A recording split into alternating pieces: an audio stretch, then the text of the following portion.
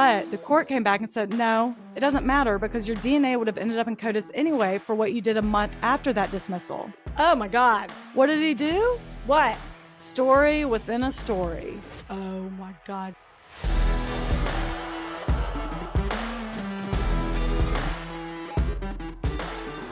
What's that? Where'd you get that? Where'd you get that? Oh, guys, if you can see me, I got a shirt. I got a new shirt. It's a bunch of serial killer. Well, I guess a bunch of movie serial killers. There's Michael Myers. There's Scream. There's Freddy Krueger. There's Jason. There's Chucky. And it's just all of them on a T-shirt. And it has the Friends logo at the bottom of it. Who got that for you? No one. I bought it myself. It was at a little novelty store in Helen, Georgia, where I went to Oktoberfest this past weekend. Oh my God, I meant to ask you about that. Sorry. I'm so selfish. Was it fun? Yeah, it was so fun.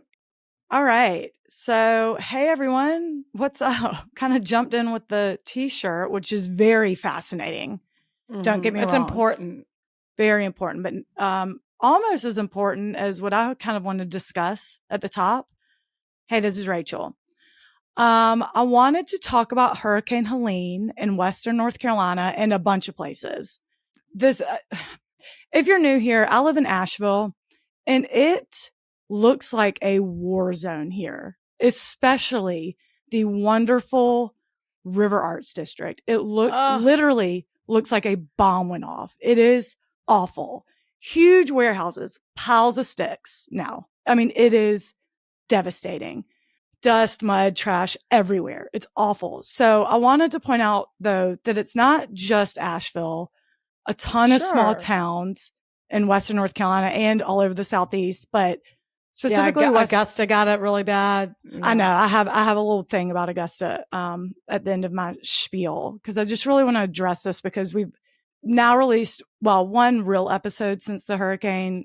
The first week of it was a rerun, but I gave a little blurb. Now that I'm like back in Asheville and in it, I wanted to make a serious point. So first of all, Asheville's getting a lot of attention. It needs it. It is devastated, but also the smaller towns around us, Swannanoa, Black Mountain, Chimney Rock, Fairview, Marshall, many more, pretty much Irwin, Tennessee, pretty much wiped off the map. Terrible. A family in Fairview, North Carolina, which is right near here, lost 11 family members. 11. They have a GoFundMe set up. You can Google the Craig family, North Carolina. They lived in a valley in a little community that the rest of the town dubbed Craigtown because there were so many of them. And additional family members were in town for a wedding. And a mudslide came through, killed 13 people in this little community, wiped out all the houses. 11 of them were the Craig family. Holy shit. I know. One of them works for one of our friends. She's the office manager. She was not there, but 11 family members. There was no evacuation notice. Nobody knew it would be this bad. We have high wind and flood warnings all the time. They said, a 1 in 1,000-year event. Oh, Rach. It's really sad. I know. I just dropped off kid coats to a family who's been washing their clothes in a creek. But now it's so cold that the clothes aren't drying. So, they're wrapping their infant in damp clothes because they're not drying because it's too cold. Oh, sorry. No, that's okay. You make me emotional. I know, I didn't mean to. Sorry. It's so bad. And we're 20 days after it and people still don't have power and water. I know how lucky we are. Oh my God. But I want to shout out, aside from that specific GoFundMe, there's a lot. I wanted to shout out ways to help because it's cliche, but literally every penny counts. And in our Instagram post for this episode, I'll post, I'll include a picture and tag some of these organizations and nonprofits. Yeah. Obviously, there's a million national organizations that are doing good work, but I want to shout out some local ones. Beloved Asheville, Hearts with Hands, Mana Food Bank. Everything they need is listed on their website along with drop-off locations if you're local. I know right now because it is getting so cold, like the lows are in the 30s, they need coats. They need cold weather stuff, blankets. Non-locals can Venmo or PayPal or just cash, which is probably what they really need the most. Yeah. Because I looked at some of the needs list this morning, and it's like generators. Like it's probably a lot of stuff That's they what can. They're Beloved like, Asheville just said. give us Generators. money. So I know you can donate money. We did Beloved Asheville. Yeah. But again, a million different ones. And then I did want to shout out Augusta, Georgia, because they're getting no media attention and they've been devastated too. They've had a ton of damage. So I talked to my friend Catherine Murphy, who just side shout out Catherine Murphy Art. Go follow her on Instagram. People are the worst. I know she's so good and I love it. People are the worst. Instagram, follow her. So just search our followers, Catherine with a K, Murphy Art. Just side shout out. But she is from Augusta and she told me some nonprofits that have been really helpful down there. Community Foundation, the Boys and Girls Club of Augusta, and the Red Cross. She was like, even I know it's national, but they've been doing a lot of good work. And one of their commissioners recommended that. So if you're able to, again, cliche, every penny counts. Yeah. That's a good. I'm Sorry, glad you put that at the top. I hate crying on camera, but I cannot help it. I've been like a wreck. I know. Everyone is. And we're lucky. This is all not woe is me. I swear to God. It's everything around us. You're not coming off that way. Well, I don't know. I know. Anyway, so. No, we are lucky. Asheville, I mean, well, a lot of places got it really bad. Really bad. That breaks my heart about the family and the people washing their clothes who just a month ago, completely normal lives. I know. All in one day. No house. No, all in one day. It's so crazy. Sad. And there's like a thing going around of like, why didn't they evacuate? Because that seems to be a very solid question that everyone's asking. And I'm like, well, no one was told to. No one knew this was happening. Right. No one would have ever put their families in danger like that, obviously. Like, just quit yelling at us. Shut up. Shut up. Shut up. Why didn't you tell us to? How about that? Yeah. Why didn't you get your ass out there? Anyway, so now I'll switch topics from one sad topic to another. And then at the end, we'll rate them. Which one was sadder? And then at the end, we'll vote. And you tell me. Today, I'm telling y'all about Chelsea Bruck. It's a real whodunit. Oh, okay. All right. So it was my idea of Reb here to, I was like, maybe we should for October ditch whatever story you were about to do and focus on Halloween related. And I put that pressure on you because I did the, listener stories last week. And thank you for doing a Halloween devoted episode. Mine next week is not. Oh, great. Oh, okay. Cool. Thanks. No, there is a Halloween element, but it is more of a whodunit. At the end, there's something about Halloween that is, I thought, warrants a story. So you're going to be like, why? This didn't happen in October at all. And I'll be like, no, you're right. But hang in there. Okay. Well, I'm sticking to the original call to action from you, by the way. I know, right? Isn't that crazy? Right. But it's an interesting case and it deserves to be told. And it's also sad. And just a quick disclaimer because it just happened. I am still on a Starlink. We don't have internet. So if it gets skippy or Rebecca, God. It usually doesn't. It won't for y'all listeners. Don't you worry. But sometimes for me and Rebecca, when we're recording, if there's not great internet, her reaction might be delayed. If you're ever like, or you do hear a little skip, that's why. Starlink, man. No internet. Spectrum's on it, I think. They said they are. I'm hoping that won't be the case for y'all. We have a fantastic editor and producer. Yeah. What up? Okay. Sources: crimescenecleanup.com, detroitnews.com, the Herald Palladium, court documents, Detroit Free Press, and Dateline, The episode is called The Halloween Party. I don't know the season and episodes, whatever. You'll find it. The Halloween Party. Chelsea Bruck was born in 1992 in Trenton, Michigan. She was the youngest of 5 children. She had a brother and 3 sisters. In 2014, she was 22 years old and working as a hostess at Olga's Kitchen in Monroe, Michigan. And she was planning to get her culinary degree at Monroe Community College. The night of Saturday, October 25th, 2014 was a big one. A guy named Mike Williams was hosting his annual Halloween party, and Chelsea and her friend Becky were amped to go. Sure. How old is she? She's 22. Fun.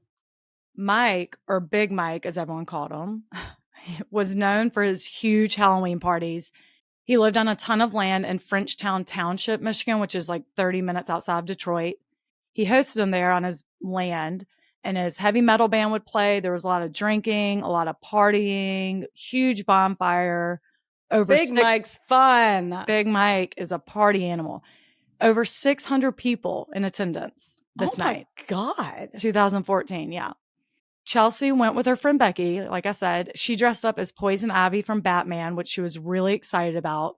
She made her own costume with green leaves all over her. She had a purple wig, and she carried around a bottle of wine with poison written on it. So it was fun. So I love that. Okay. I know.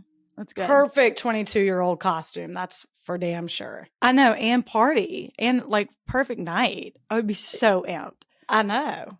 A lot of pressure for Big Mike. I was so jealous of him because I'm like, I want to be known for like a set party. Like, always had the annual Halloween party, Christmas party, whatever. Yeah. But 600 people is it's a lot to host. Around 1 a.m., Chelsea tripped and fell into a wooden pole and cut her nose and forehead. And she wanted to go home. She was like over it. But Becky and another friend convinced her to stay, and she ended up being fine, ended up having fun again. About an hour later, they all got separated, and then Becky was ready to go home. She had driven Chelsea there and had her phone because the Poison Ivy costume didn't have pockets.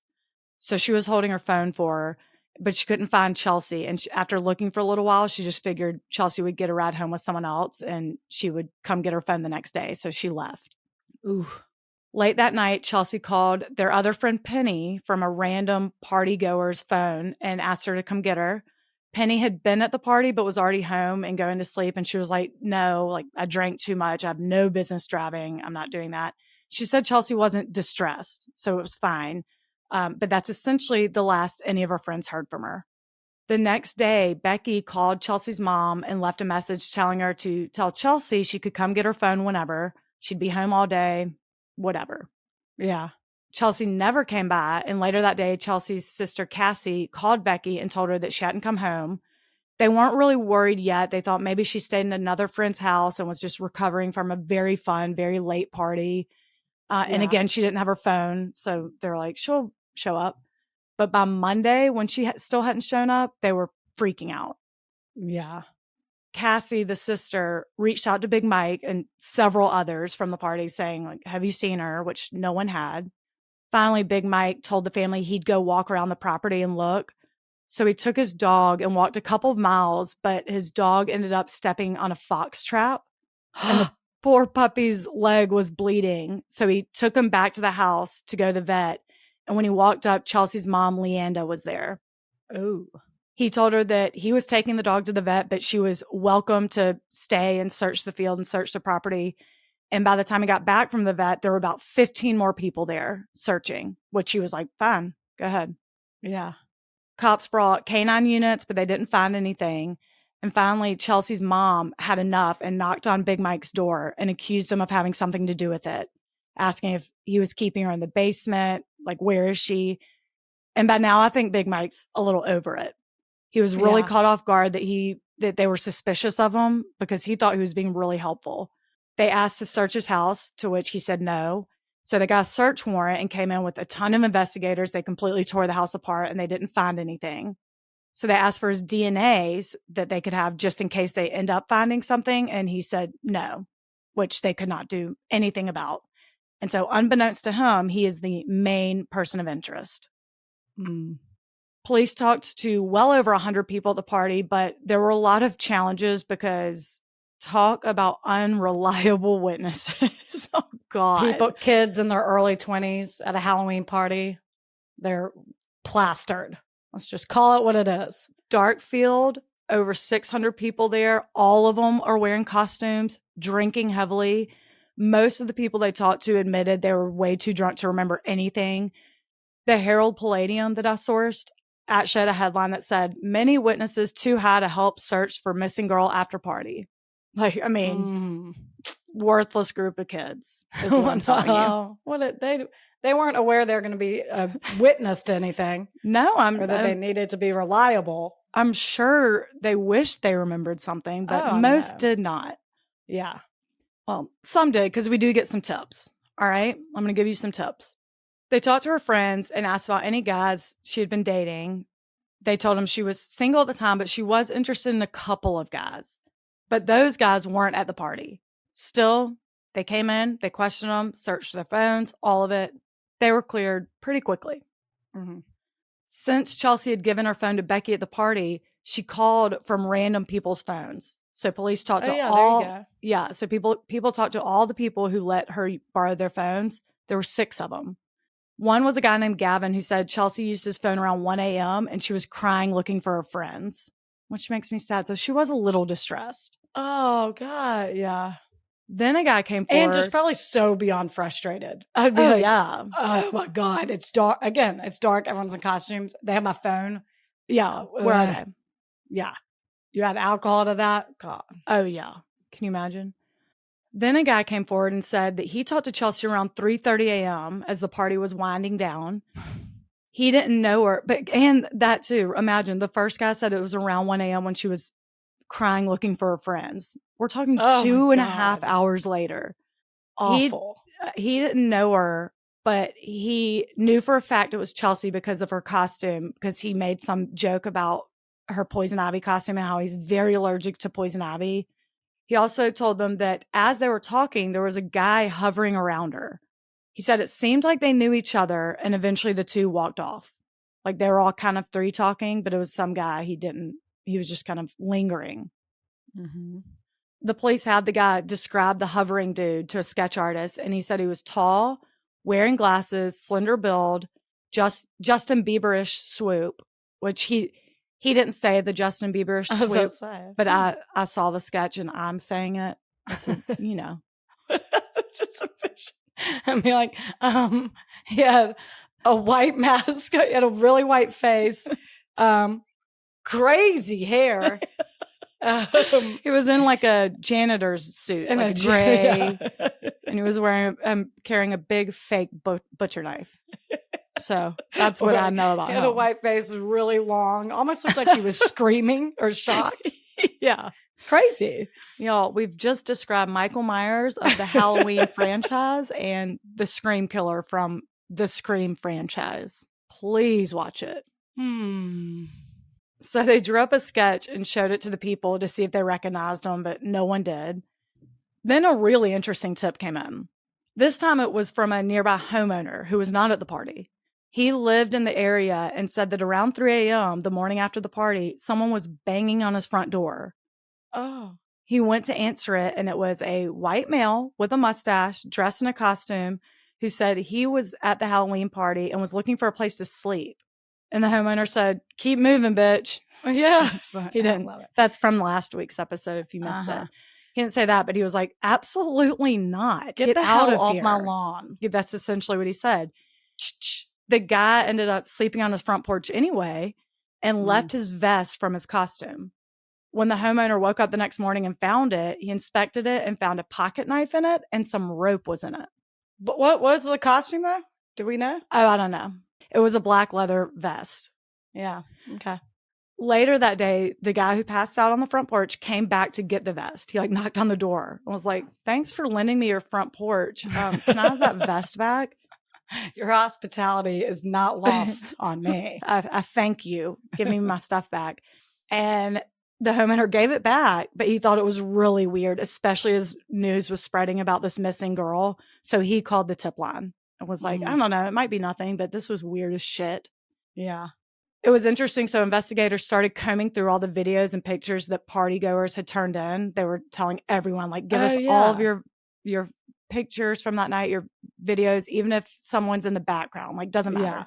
So they're coming through all that footage, and they did see a lot with a guy in a black leather vest dancing around, fit the description, but they didn't know who it was, and other people they talked to didn't know who it was either.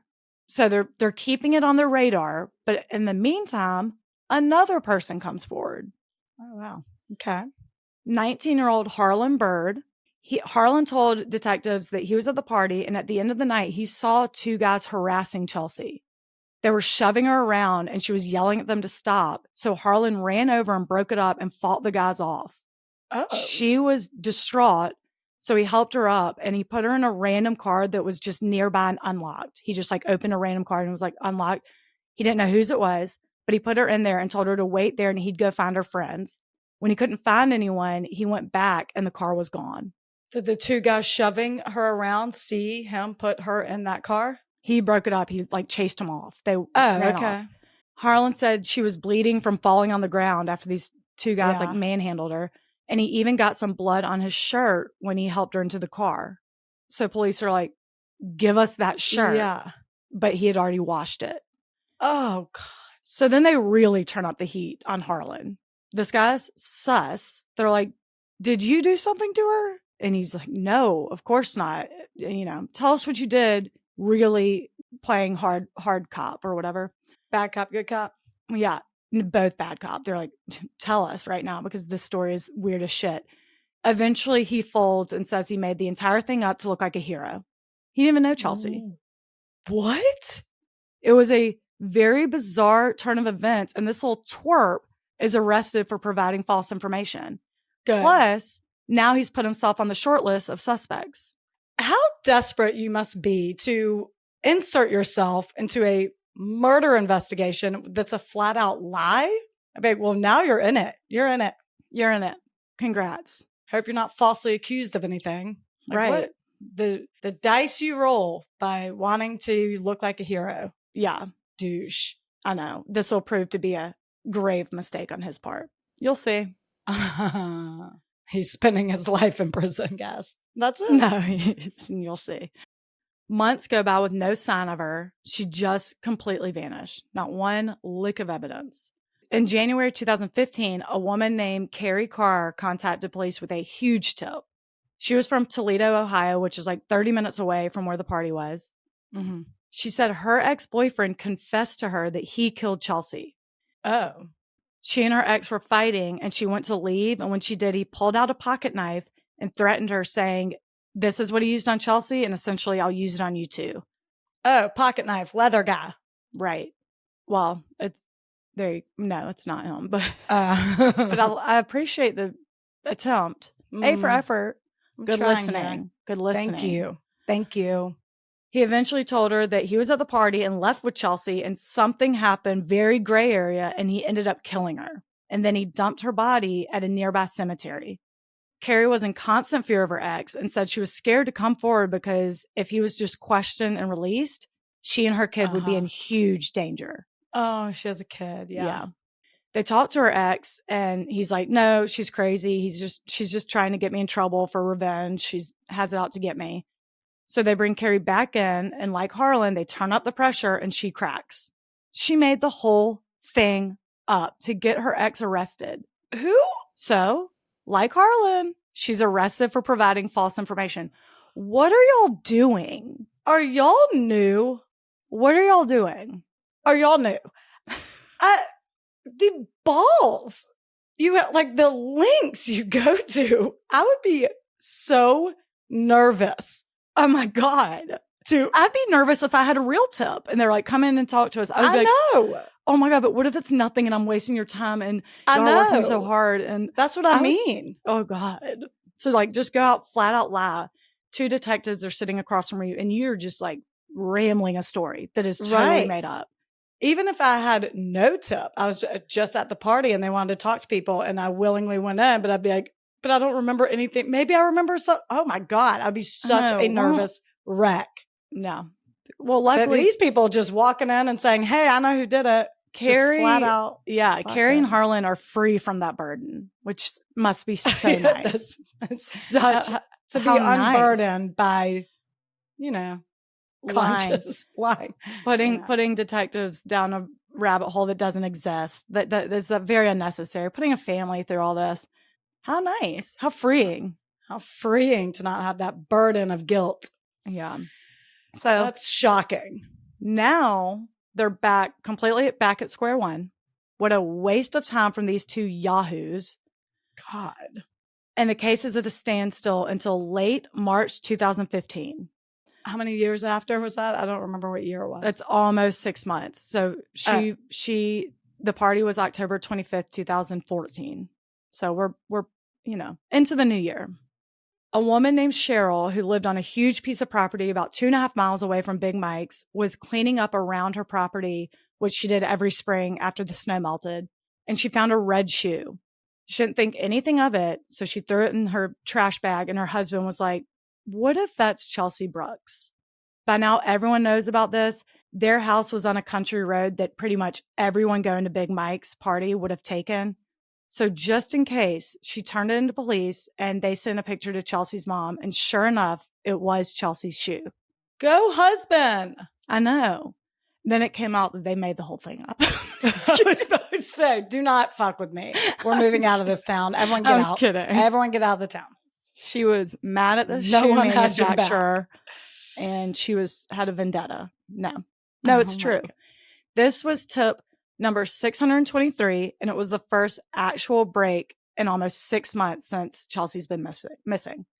You're not exaggerating. 623. 623rd tip was very, very legit. The first break. Go Cheryl. Go Cheryl's husband. Go Cheryl. Go Cheryl's husband. Could you imagine getting 621 tips that did 23. not? I know, but getting 621 tips that didn't pan out, and then you have two shitheads coming in here lying. God. I'd be like, you are really, really treading on thin ice. Yeah. You have no idea how I'm at my wits end with this. Easy, I'm about to snap.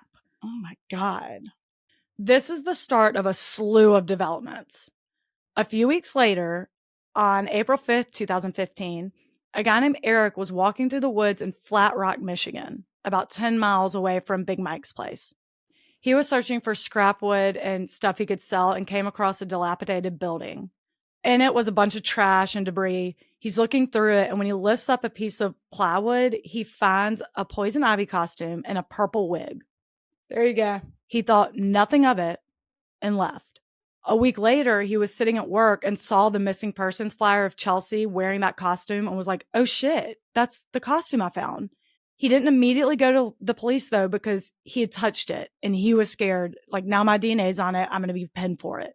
So while at Easter brunch with his family, he told his sister about it. And his sister was like, oh, if you don't tell the police, I'm going to. So he called the police, and they recovered the costume exactly where he said it was. Her costume had bloodstains all along the inside of it, and it was ripped at the shoulder and at the crotch. I think it was like a leotard, like a green leotard with fake leaves. Yeah. And they sent it to the state lab for testing. And meanwhile, they bring Eric in for questioning, exactly what he was afraid of. He told them he doesn't know anything about that party. He has never been to Big Mike's party. And that weekend, he had his daughter. The night of the party, he picked his daughter up from his ex's house, and then they were just home all weekend. A weird coincidence he wasn't expecting was that his ex, the mother of his child, where he picked up his daughter, lived on the same road where Chelsea's shoe was found. Okay. Lord. So he gave DNA and fingerprints, very cooperative, and went on his way while they waited for the lab results from the costume to come back. And what's more interesting than this guy happening upon a costume they've been looking for a solid 6 months now is where it was found. The dilapidated building was only 100 yards from Harlan Bird's house. The guy who told police that he fought off the two guys and he made it all up. He wanted to be a big, tough hero. You could see his house from where the costume was found. Oh, Harlan. So now they bring Harlan back in, and he is adamant. He has no idea anything about Chelsea. He's I swear I made it up. Obviously he didn't know the costume was literally in his front yard, across the street, really. He takes a polygraph and he passes. He also gives DNA, and they let him go. Okay. A few days later, on April 24th, 2015, construction of a new house started on a piece of property about 7 miles away from Big Mike's house. They were clearing land and found skeletal remains. Oh. The property owner immediately called 911 and said the face was unrecognizable, but he could tell it was a female with blonde hair, and he bets it's Chelsea Bruck. That's what he told dispatch. Oh, wow. Sadly, dental records confirmed that it was Chelsea. Her body was very decomposed, but the medical examiner was able to determine that she had blunt force trauma to her head. So she had been beaten. Yeah. And around this time, they got results back from the lab about the DNA found on the costume. The blood found inside the costume belonged to Chelsea, and there was unknown male DNA on it. They ran it through CODIS and got no match. So they tested it against the DNA from all the people they questioned. Eric, who found the costume, Harlan, who's a dipshit. But no match to either of them. So they're both cleared. Big Mike didn't give us DNA, yo. So that's what I'm going into. I said, they're so close to solving it. They have all the evidence, a body, DNA, all of it. But it's either a first-time offender or someone who's never been caught, or it's someone who's been on their radar, but they don't have DNA for, i.e. Big Mike.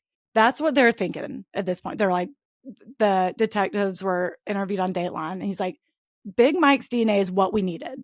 Yeah. Before they know it, it's Halloween again, 2015, a year after the murder. There's no hits. There's still no arrest. Big Mike originally said he's not doing a party, just not doing it. I would be shocked if he did. Oh, well, come on. He got a lot of pushback from the party goers and decided to do it at a club in Detroit. He rented out like a music venue in Detroit. He did not, no more parties on his property. More months go by. What does Big Mike do for a living? He's in a heavy metal band. He throws Halloween parties. And he rents out clubs in Detroit for 600 people. Okay. Right. Great. He has a lot of acres too. So Big Mike is a lot. He's doing okay. He's doing well for himself. That heavy metal band is Korn. Slang. Y'all may have heard of it. It's Slayer. It's Korn. The K is backwards, if that rings a bell. More months go by, and there are still no hits on the DNA. Finally, in June 2016, with the case stalled, they think back to the tip about the man in the vest sleeping on the front porch. Nobody could identify him, so they finally released the pictures and footage of who they think it is from the party. They release it to the media. The man immediately comes forward. He goes to the police station, and they're struck by how much he resembles the police sketch from the original first good tip. Yeah. Of the guy hovering around Chelsea. Yeah. He confirms that he is the guy who slept on the porch, but he was very drunk that night. He barely remembers anything, but he had nothing to do with Chelsea. He willingly gave his DNA and agreed to a polygraph test. But the day he was supposed to take the polygraph test, the evidence technician at the sheriff's office called investigators and said, "We got a hit on the DNA in CODIS." Oh, so someone just committed a crime? Someone just became a felon? Is that what you're telling me? Look at ya. Well, detective hats on today. You have your magnifying glass out. Apparently, 2 months before, in May 2016, a man named Daniel Clay was arrested for stealing a backpack full of tattoo equipment, which seems like a minor crime, but it is a felony. And in Michigan, there had recently been a change in the law where if you're arrested for a felony, you're required to put your DNA in CODIS. That's a law everywhere. No, prior to this, you had to be convicted of a felony. Oh. Now you can just be arrested. So this is what got them a hit. Now, who is this guy? It kind of grosses me out that he stole tattoo equipment. You're going to do a self-tat. What are you doing? What are you doing? You're going to perform tattoos on people. Okay, maybe sell it. Going. I don't know. Okay. He does have a lot of tattoos, so maybe. Oof. Daniel Clay is a 27-year-old bum. He has no job, no home. He bounced around from various girlfriends' houses because he didn't have a house of his own. And they discovered that he has 2 warrants out for his arrest for unpaid child support. Ew, so they're dirtbag. Yeah, he has sleeve tattoos, color tattoos everywhere, which are like $2,500. Please get out of here. Oh, it's not sleeve, but yeah, whatever. I know, whatever. So they're like, great. Well, and he steals tattoo equipment. Maybe they're all self Maybe they are. illustrated. Maybe he is Maybe. doing that. Maybe it's an artiste. Yes. So police are like, great. At least we can arrest him for the unpaid child support. He has 2 warrants. Get him in custody, and then we'll question him about the murder. Yeah. On July 22nd, 2016, they're surveilling him and see that he's at his girlfriend's house. So they knock on the door to make the arrest, and Daniel bolts out the back door. Sure. Luckily, obviously, cops were back there, so they get him and arrest him. Like, Not their first rodeo. If there's pounding on your front door, you really think you're going to be able to run out the back into a field? Don't think so. As they're questioning him, they start talking about the Halloween party, which he confirms he attended. They asked if he knew Chelsea or had anything to do with it, and he's such a douche. He's like, if I could live anywhere, it'd be in the 70s. I love women. Free love. That's what I'm all about. Like, fuck off. That's why I have 2 kids and I have 1 on the way. Like, just always having sex. I love sex. You don't love paying for your kids, you dirt bag. I know, right? Get a job. Okay. Well, that's unnecessary at this point. They drop the bomb that his DNA was found in the costume, and his story changes. No. He says he did have sex with someone at the party in a car, but he wasn't sure who it was. Maybe it was Chelsea, but it was consensual. And when it was over, she got out of the car and left. That's all he knows. Consensual. Now she's dead and has blunt force trauma. So yeah, don't know what happened. The thing is, though, they didn't find semen in the costume. That's not the DNA they found. They found skin cells where the crotch was ripped. That's what they found. Okay. So then his story changes one more time and said they were having rough sex and he choked her per her request. For about 20 seconds, he did this and she went limp. She went unconscious and he freaked out and didn't want to call 911. So he disposed of her body, but had no idea how her costume ended up in one place, a shoe in another place, her body in another place. Like, it's all bullshit. So he's charged with Chelsea's murder and he pleads not guilty. Perfect. In a crazy, sad coincidence, Chelsea worked with one of Daniel's girlfriends at the restaurant. They had a child together. Yet Chelsea and Daniel did not know each other. So Becky, her friend that she went to the party with, worked at the restaurant too. And that girl's the one who broke the news to her that Daniel was arrested. She was like, he's the father of my kid. And Becky was like, what? Shit. Isn't that crazy? Just coincidence. It's not like they were all like acquaintances. Small town. Like outside Detroit, outside a big ass city. That's crazy. Right. In May 2017, his trial started. He maintained that it was an accident, which I don't even get how. Well, never mind. I do get how his story, how the DNA not being semen means, oh, well, that means we had rough sex. Like he insinuated that she ripped it or like he ripped it in the heat of passion. I don't know. It's and because he already said they had sex, thinking that I guess semen was the only type of DNA that could be found. And so he had to probably just go with it. Yeah. But I mean, 20 seconds, that's not going to kill anyone. Sorry. You're like really on it today. Thank you. Because here's what I'm telling you right now. His trial started in May 2017 and he maintained it was an accident. He was choking her during rough consensual sex. That's how she died. Her body was too badly decomposed to tell if she had been strangled or choked in any way. But they had an expert testify that choking someone for 20 seconds could result in losing consciousness. But in order to kill someone, he would have had to maintain that same pressure for 2 to 2.5 minutes. Ugh, gross. Yeah. And again, they could tell she was beaten, especially with the amount of blood on the inside of the costume. Prosecutors said that she was walking down the road after she couldn't find a ride and accepted a ride from Daniel. But when he started making advances, she rejected him and he snapped. That's what they think happened. Yeah. Oh, yeah. Did they present him with the autopsy and be like, no, we saw blunt force trauma. So let's change the story again. Yeah, this is his explanation for that. He said that was from when he was carrying her body to dispose of it and he dropped her. And the experts are like, no. We're talking about fractured bones in her face. Yeah. That does not happen from being dropped a few feet. Get the hell out of here. It didn't take long for the jury to find him guilty of felony murder and concealing the death of an individual. He was sentenced to life in prison without parole. In 2019, he appealed, saying his DNA was unlawfully in CODIS because the felony he was arrested for, stealing the backpack with tattoo equipment, was dismissed. So his DNA should have been removed from CODIS. But the court came back and said, no, it doesn't matter because your DNA would have ended up in CODIS anyway for what you did a month after that dismissal. Oh my God. What did he do? What? Story within a story. Oh my God, Daniel, you piece of shit. I hate you already. On June 9th, 2016, this is just over a month before he was arrested for Chelsea's murder, a woman in Michigan named Autumn Miller called her friend Wesley to come over to her apartment and bring over a lighter. And in exchange, she would give him a cigarette and a shot of vodka. I guess she wanted to smoke and just didn't have a lighter. Wesley said, sure.